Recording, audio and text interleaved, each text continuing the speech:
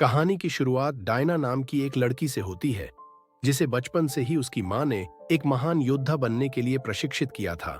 वह अमेज़न की युवा राजकुमारी थी और मिशा के द्वीप पर रहती थी। अपनी कम उम्र के बावजूद वह अन्य योद्धाओं की तरह ही कुशल थी। उसके छोटे कद और ताकत की कमी ने कभी भी उसे उत्कृष्टता हासिल करने से नहीं रोका, बल्कि उसने हमेशा अपनी कमजोरियों को अपनी ताकत में बदलना सीखा, जिससे वह अन्य अमेजन योद्धाओं के बीच अलग पहचान बना सकी। एक दिन एक बड़े टूर्नामेंट के दौरान डायना जीत के करीब थी, लेकिन तभी वह अपने घोड़े से गिर गई। अब उसके सामने दो ही रास्ते थे, या तो दौड़ छोड़ दे या फिर शॉर्टकट लेकर आगे बढ़े। प्रतिस्पर्धी स्वभाव के कारण उसने दूसरा रास्ता चुना और किसी तरह घोड़े पर वापस चढ़ने में कामयाब रही। वह प्रतियोगिता जीतने ही वाली थी कि तभी एंटीपोप ने उसे अंतिम चरण में जाने से रोक दिया, क्योंकि उसने धोखा दिया था। अपनी असफलता से निराश होकर डायना रोने लगी, लेकिन उसकी मां ने उसे सांत्वना दी और कहा कि एक दिन वह भी एरिया की तरह एक महान योद्धा बनेगी। कहानी 1984 में शिफ्ट होती है।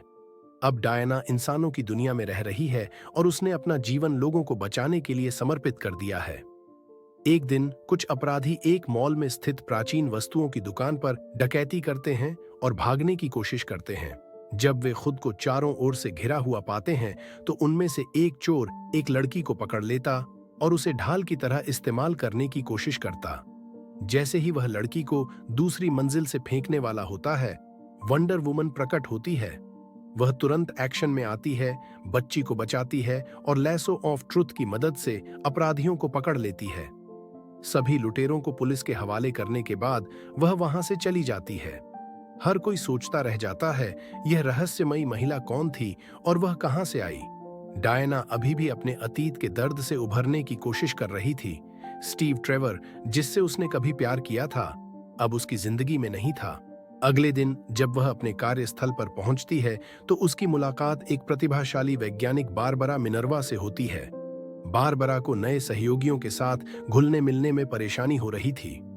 दोपहर में जब वह कुछ प्राचीन कलाकृतियों की जांच कर रही थी, डायना उसकी मदद के लिए आती है।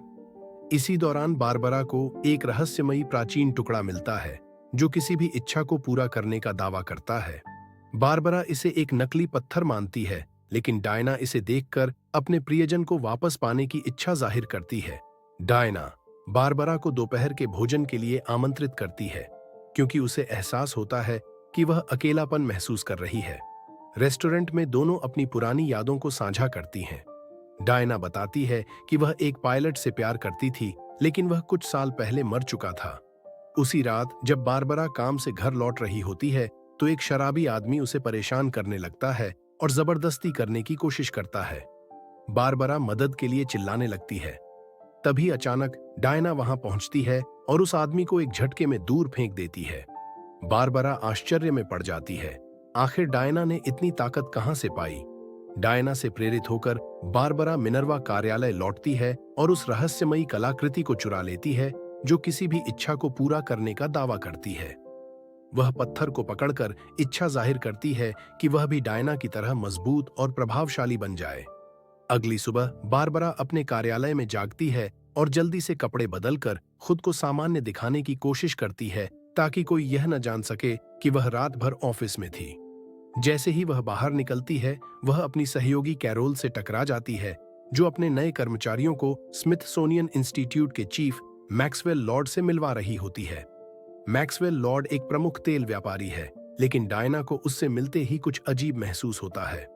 उसे संदेह होने लगता है कि मैक्स ने संग्रहालय को जो दान दिया था, वह टीवी पर क्यों दिखाया जा रहा है। अपने कार्यालय में लौटने पर मैक्स अपने बेटे एलिस्टेयर से मिलता है और पता चलता है कि उसे पूरा वीकेंड उसके साथ बिताना होगा। लेकिन इसी बीच उसे अपने सबसे बड़े निवेशक साइमन से मिलने का मौका मिलता है। साइमन उसे चेतावनी देता है कि यदि 48 घंटों में उसने निवेश की गई राशि वापस नहीं की, तो सबको पता चल जाएगा कि वह एक धोखेबाज है। इस बीच बारबरा एक दुकान पर जाती है ताकि पार्टी के लिए एक नई पोशाक खरीद सके। पहली बार उसे अपनी नई सुंदरता और आकर्षण का एहसास होता है। लोग उसकी ओर देखने लगते हैं और वह खुद को पहले से अधिक आत्मविश्वास से भरा हुआ महसूस करती है। उसी रात मैक्स बारबरा को एक प्राइवेट स्थान पर मिलने के लिए आमंत्रित करता है। बारबरा, जो अब खुद को पहले से कहीं अधिक खास महसूस कर रही थी, उसे अपने अपार्टमेंट में ले जाती है। जब वह उसे चूमने लगती है, तभी मैक्स चुपके से सपनों का पत्थर चुरा लेता है। इसी दौरान डायना एक रहस्यमयी आदमी से मिलती है जो दावा करता है कि वह उसे जानता है। पहले तो वह उसे नकारने की कोशिश करती है, लेकिन जल्द ही उसे एहसास होता है कि यह आदमी वास्तव में स्टीव ट्रेवर है, जो किसी और के शरीर में लौट आया है। सवाल पूछने के बाद डायना को यकीन हो जाता है कि यह वास्तव में स्टीव ही है। भावनाओं से भरकर वह उसकी बाहों में दौड़ जाती है। दोनों शहर की सड़कों पर टहलते हैं और स्टीव आधुनिक दुनिया को देखकर आश्चर्यचकित रह जाता है, विशेष रूप से उन्नत विमान तकनीक को देखकर। रात बिताने के बाद स्टीव डायना के अपार्टमेंट में एडजस्ट होने की कोशिश करता है, जबकि डायना इस चमत्कार के पीछे का रहस्य समझने की कोशिश में लग जाती है। जब मैक्स अपने ऑफिस लौटता है और पत्थर को देखते हुए अपनी इच्छा जाहिर करता है, लेकिन अन्य सभी लोगों की तरह सिर्फ एक इच्छा मांगने के बजाय वह खुद को सपनों का पत्थर बनने की इच्छा करता है, तभी पत्थर चकनाचूर हो जाता है और मैक्स को अपार शक्ति मिल जाती है। अब वह किसी भी व्यक्ति की इच्छाओं को पूरा कर सकता था, लेकिन उसकी अपनी शर्तों पर। अगली सुबह जब बारबरा उठती है तो वह फ्रिज खोलने के लिए हाथ बढ़ाती है, लेकिन जैसे ही दरवाजा पकड़ती है, वह गलती से उसे तोड़ देती है। वह हैरान रह जाती है कि अचानक उसे इतनी ताकत कहां से मिल गई। धीरे धीरे उसे एहसास होता है कि उसकी इच्छा सच हो गई है। अब वह एक साधारण महिला नहीं रही। डायना स्टीव के साथ जागती है और इस तथ्य से बेहद खुश होती है कि पिछली रात जो कुछ हुआ वह कोई सपना नहीं था, बल्कि हकीकत थी। हालांकि वह पूरी तरह से अपने समय को स्टीव के साथ बिताने के बजाय यह जानने का फैसला करती है कि कैसे पत्थर ने उसके प्रेमी को किसी और के शरीर में वापस लाने में सक्षम किया। दूसरी ओर मैक्स अपने निवेशकों से मिलता है और साइमन को आश्वस्त करता है कि वह उसकी कंपनी को अंतर्राष्ट्रीय स्तर पर प्रसिद्ध बनाएगा। डायना स्टीव को नए जमाने के अनुसार कपड़े पहनने में मदद करती है और फिर उसे दिखाने के लिए शहर की सैर पर ले जाती है। स्टीव आधुनिक दुनिया की तकनीकों से दंग रह जाता है, विशेष रूप से मेट्रो सिस्टम को देखकर। इसी दौरान डायना उसे स्मिथसोनियन इंस्टीट्यूट का दौरा कराती है, जहां वह हवाई जहाजों के विकास से जुड़े सेक्शन को देखकर रोमांचित हो जाता है। उसे विश्वास नहीं होता कि विमानन तकनीक कितनी उन्नत हो चुकी है।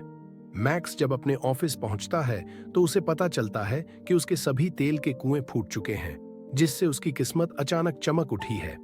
उसकी सचिव राकेल निवेशकों के लगातार फोन कॉल्स से परेशान है और नए स्टाफ की भर्ती की जरूरत महसूस करती है। मैक्स बिना समय गंवाए नए कर्मचारियों की भर्ती के लिए इंटरव्यू करवाता है और उन्हें तुरंत काम पर रख लेता है। इसी बीच डायना स्टीव को बारबरा से मिलवाती है और उससे सिट्रन स्टोन के बारे में पूछती है। बारबरा उन्हें बताती है कि उसने पत्थर पहले ही मैक्स लॉर्ड को दे दिया था, क्योंकि उसे लगा था कि यह सिर्फ एक नकली कलाकृति है। यह सुनते ही डायना चिंतित हो जाती है और तुरंत टैक्सी लेकर मैक्स के ऑफिस पहुंचने के लिए निकलती है, जबकि स्टीव भी उसके साथ जाता है। ऑफिस पहुंचने पर डायना और स्टीव को बाहर भीड़ जमा होती दिखती है। वे चुपके से अंदर घुसने के लिए गैरेज के एक बड़े ताले को तोड़ते हैं और लिफ्ट से मैक्स के कमरे में पहुंचते हैं। वहां उन्हें इच्छा पूरी करने वाले स्टोन पर किए गए कई प्राचीन अध्ययन मिलते हैं। डायना तुरंत बारबरा को फोन कर यह पता लगाने के लिए कहती है कि यह पत्थर कहां से आया था। वह इस आशंका को लेकर परेशान है कि शायद यह कोई साधारण वस्तु नहीं, बल्कि किसी भगवान द्वारा बनाई गई शक्ति हो सकती है, जो कल्पना से भी अधिक खतरनाक साबित हो सकती है। ऑफिस में खोजबीन के दौरान स्टीव को एक कूड़ेदान में हवाई जहाज का टिकट मिलता है, जिससे पता चलता है कि मैक्स लॉर्ड काहिरा जाने वाला है। यह जानकारी मिलते ही डायना और स्टीव भी उसका पीछा करने का फैसला करते हैं। वे स्मिथसोनियन इंस्टीट्यूट की हवाई पट्टी पर पहुंचते हैं, जहां स्टीव एक जेट विमान चुनता है। हालांकि यह उसके जमाने के विमानों से काफी अलग था, लेकिन कुछ प्रयासों के बाद वह उसे उड़ाने में सफल हो जाता है। उसी समय एयरपोर्ट के सुरक्षा कर्मियों को रनवे पर एक अज्ञात विमान दिखाई देता है और वे तुरंत सायरन बजाकर अलार्म चालू कर देते हैं। इससे पहले कि सुरक्षा बल उन तक पहुंचे, डायना को अपनी एक विशेष शक्ति का उपयोग करने की जरूरत पड़ती है। यह शक्ति उसे अपने पिता से विरासत में मिली थी।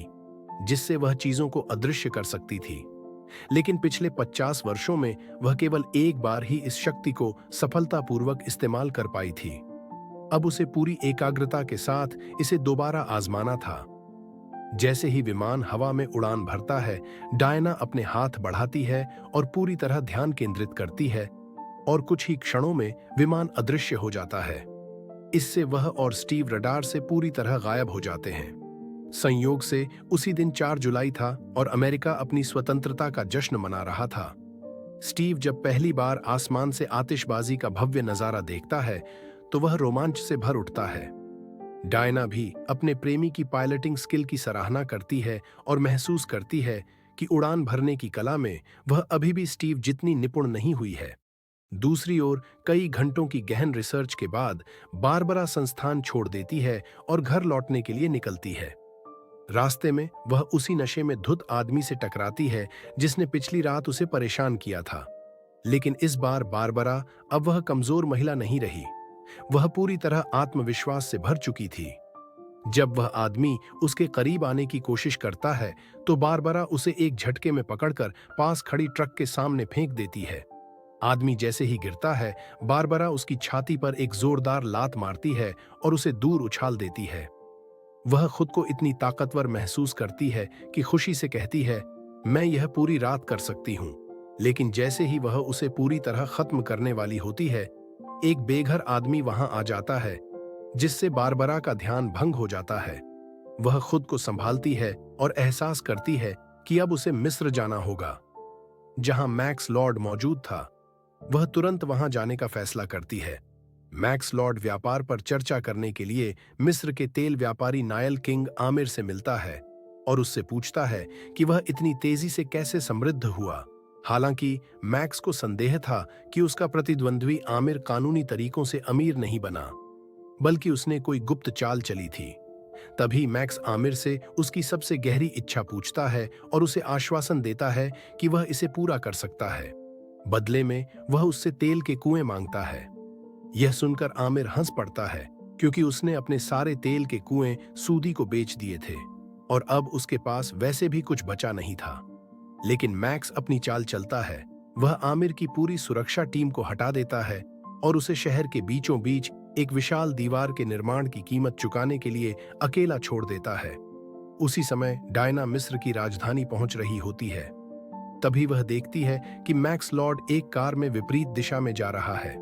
बिना समय गंवाए वह टैक्सी ड्राइवर की कार खरीद लेती है और उसका पीछा करने लगती है।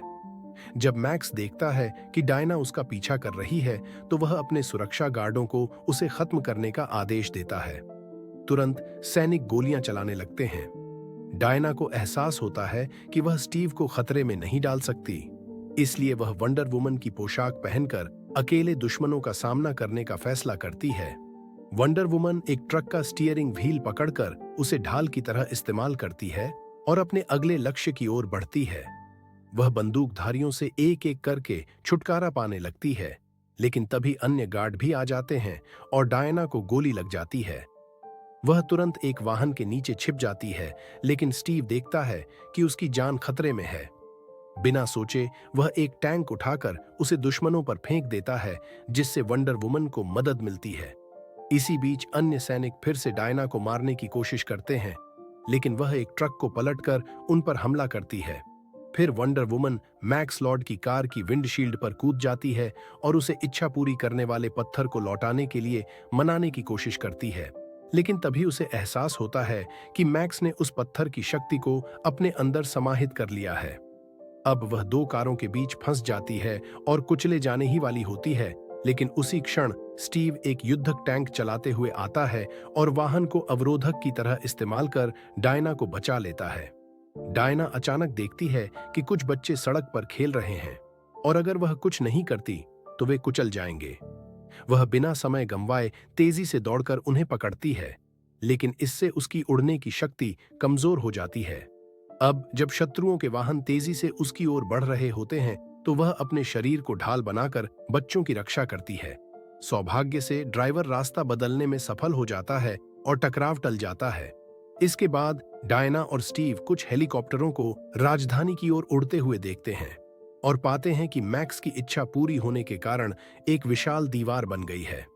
अब मिस्र के गरीब समुदायों को ताजे पानी के स्रोत तक पहुंच नहीं मिल रही, जिससे पूरे शहर में दहशत फैल जाती है। डायना तुरंत बारबरा को कॉल करती है और उससे सिट्रन स्टोन के बारे में और जानकारी मांगती है। बारबरा बताती है कि यह पत्थर विभिन्न सभ्यताओं में रहस्यमय तरीके से प्रकट होता रहा है, लेकिन उसकी सटीक उत्पत्ति अज्ञात है। फिर बारबरा डायना को एक महत्वपूर्ण सुराग देती है। एक पुराना विद्वान, जो खुद को माया जादूगर कहता है, इस पत्थर का रहस्य जान सकता है। अगली सुबह बारबरा इस रहस्यमयी व्यक्ति से मिलने का फैसला करती है। डायना, स्टीव और बारबरा माया जादूगर से मिलने पहुंचते हैं, जो सिट्रन स्टोन के बारे में महत्वपूर्ण जानकारी साझा करता है। वह बताता है कि यह पत्थर सैकड़ों वर्षों में कई सभ्यताओं का विनाश कर चुका है।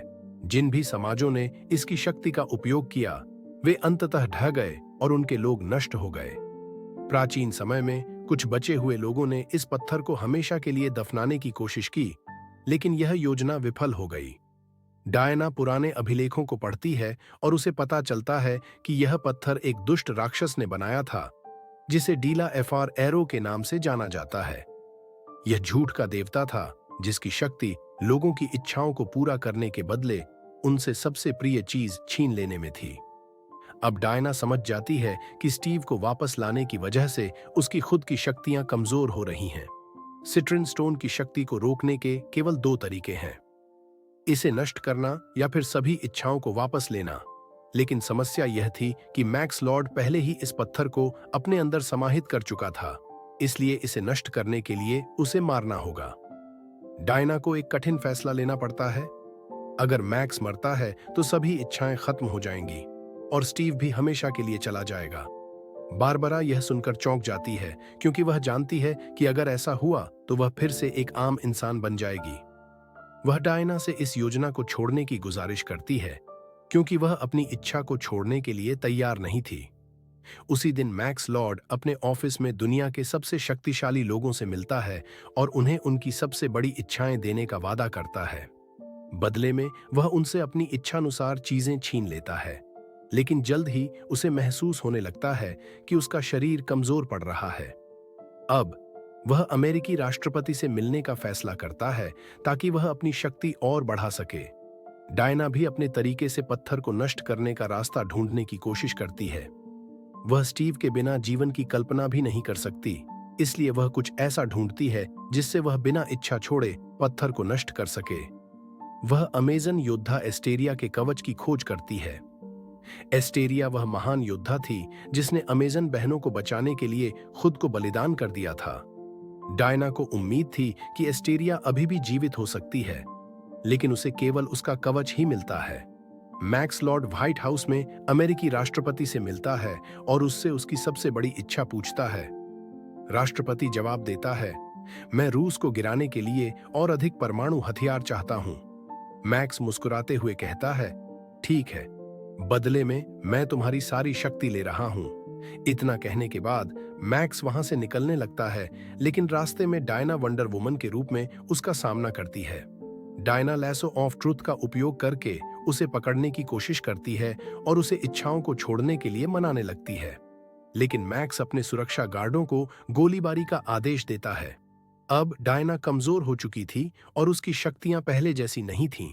स्टीव उसकी रक्षा के लिए एक चांदी की थाली का उपयोग करता है ताकि गोलियों से बचा जा सके।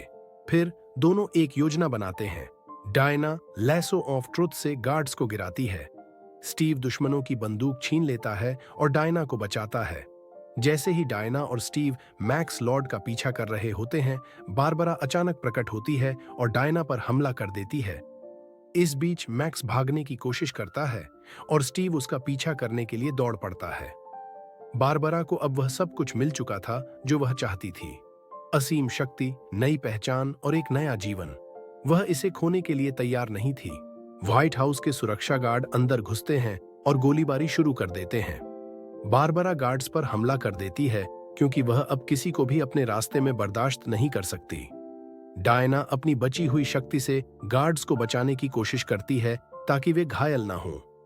बारबरा अब पूरी तरह निर्दयी हो चुकी थी। और वह डायना को हराने के लिए अपनी नई शक्तियों का इस्तेमाल करती है। बारबरा ने डायना को चेतावनी दी, अगर तुमने दोबारा मैक्स का पीछा करने की कोशिश की तो मैं तुम्हें खत्म कर दूंगी। स्टीव, जो डायना की हालत देख रहा था, उसे एक सुरक्षित जगह ले जाता है। अब वॉशिंगटन शहर अराजकता में डूब चुका था।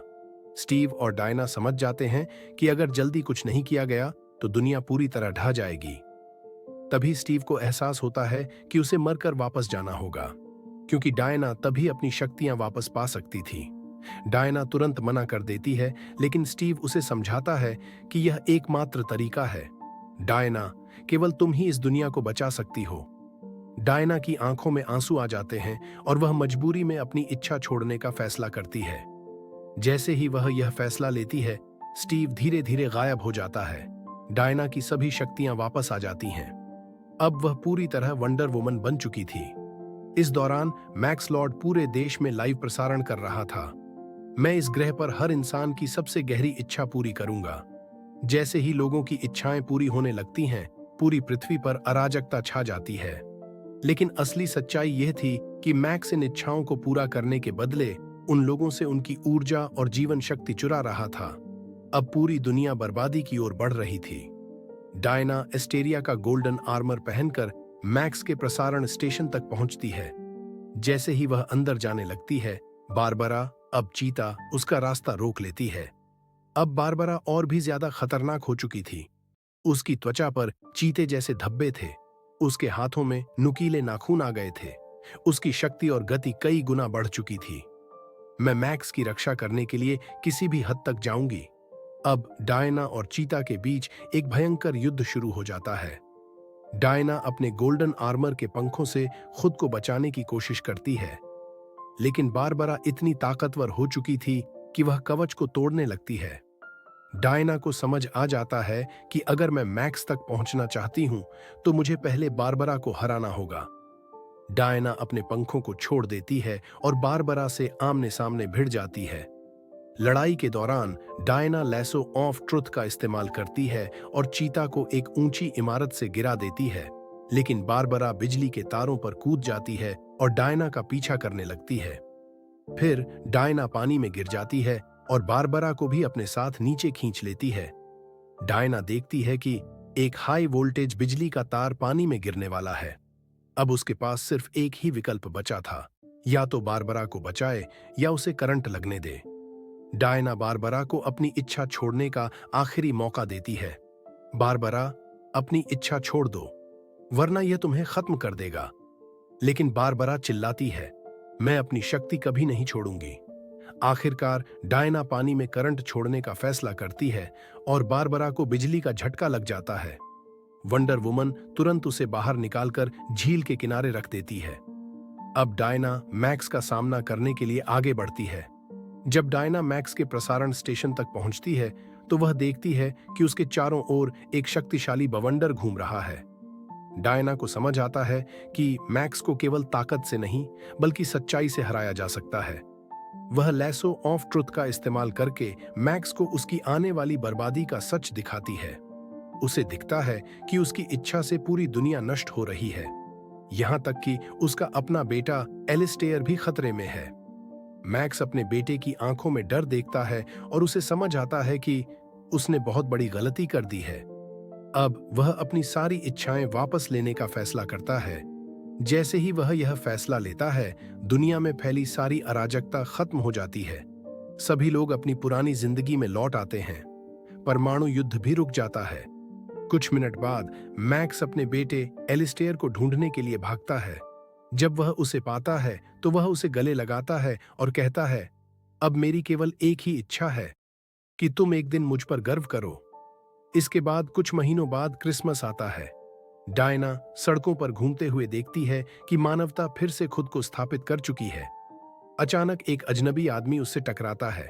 डायना उसे गौर से देखती है और उसे एहसास होता है कि यह वही आदमी है जिसका शरीर स्टीव ट्रेवर के लिए इस्तेमाल किया गया था। डायना उसे देखकर दुखी होने के बजाय मुस्कुराती है, क्योंकि वह जानती थी कि स्टीव हमेशा उसकी यादों में जिंदा रहेगा। इसी के साथ यह कहानी यहीं समाप्त होती है।